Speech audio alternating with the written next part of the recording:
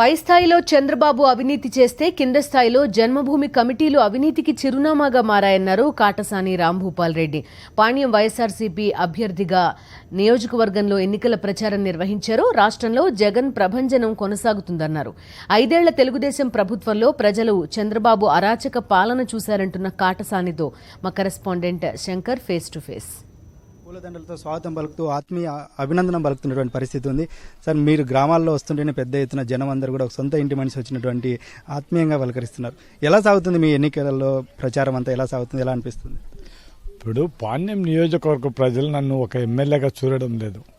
వాళ్ళ మనిషిగా, వాళ్ళ ఒకనిగా, ప్రతి ఒక్క గ్రామంలో వాళ్ళకి కావాల్సిన వాణిగా నన్ను ఆహ్వానిస్తున్నారు తప్ప ఒక పొలిటికల్ లీడర్గా వాళ్ళు నన్ను ఎప్పుడు ఆలోచన చేయడం లేదు. చంద్రబాబు నాయుడు నిన్న నంద్యాలకు రావడం జరిగింది, బహిరంగ సభల్లో కూడా ప్రసంగించడం జరిగింది. నంద్యాలకు, కర్నూలుకి ఎంతో అభివృద్ధి చేశాను అంటున్నాడు. మరి నియోజకవర్గాల్లో కానీ నంద్యాల పార్లమెంటు పరిధిలో అటువంటి అభివృద్ధి ఏమైనా కనిపిస్తుంది అంటారా?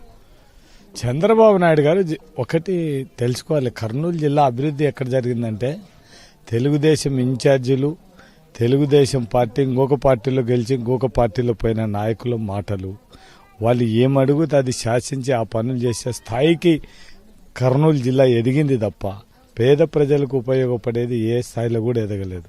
అంటే టాప్ టు బాటం పైన పెద్ద మొత్తాలు వసూలు చేస్తుంటే మీడియం లీడర్లు ఒక మొత్తం వసూలు చేస్తే కింద లీడర్లు వాళ్ళకి దొరికిన కాలం వాళ్ళు కూడా వసూలు చేసుకుంటున్నారు. జగన్మోహన్ రెడ్డి అనే నాయకుడు మాట చెప్తే ఆ మాటను ఇంప్లిమెంట్ చేయాలనే నాయకుడు జగన్మోహన్ రెడ్డి అయితే ప్రజల్ని ఎట్లా మోసం చేయాలనేది 24 గంటలు ఆలోచన చేసేవాడు చంద్రబాబు నాయుడు. ఏ విధంగా అయితే ప్రజలను మోసం చేయాలి. బై ఎలక్షన్లో చూసినాం, మొత్తం నంద్యాల అన్ని కూల్చినారు. కూల్చిన వాళ్ళకి ఈరోజు కూడా కూల్చిన ఇళ్లకు డబ్బులు ఇవ్వలేదు.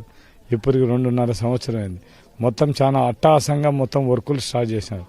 ఈ రోజు వరకు కూడా కాంట్రాక్టులకు బిల్లులు ఇవ్వని పరిస్థితి. ప్రజలకు అందరికీ కూడా విజ్ఞప్తి చేసేది ఒకటే, పొర్రపాటున చంద్రబాబు నాయుడికి ఓటేసి తెలుగుదేశం పార్టీకి ఓటేసి మాత్రం వరుణదేవుడు కూడా పారిపోయే పరిస్థితి మీరు ఒకసారి ఆలోచించండి.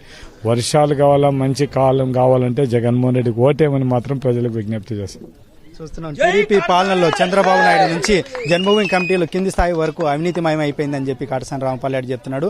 జగన్మోహన్ రెడ్డి పాదయాత్రలో నవరత్నాలను ప్రవేశపెట్టి జనంతో మమేకమై వాళ్ళ కష్ట సుఖాలన్నీ కూడా తెలుసుకుని నవరత్నాలను ప్రవేశపెట్టారు. ఇవన్నీ కూడా ప్రజల్లోకి చొచ్చుకుపోయినటువంటి పరిస్థితి ఉంది. జగన్మోహన్ రెడ్డి అధికారంలోకి వస్తేనే రాజశేఖర రెడ్డి కాలంలో జరిగినటువంటి సువర్ణయుగమైనటువంటి పాలన ఖచ్చితంగా వస్తుంది అన్నది ప్రజల్లో స్పష్టంగా కనిపిస్తుందని చెప్పి కాటసాని రాంభూపాల్ రెడ్డి ఆనందం, ఆశాభావం వ్యక్తం చేస్తున్నారు. కెమెరామెన్ అరవింద్తో కలిసి శంకర్, సాక్షి టీవీ, పాణ్యం నియోజకవర్గం నుంచి.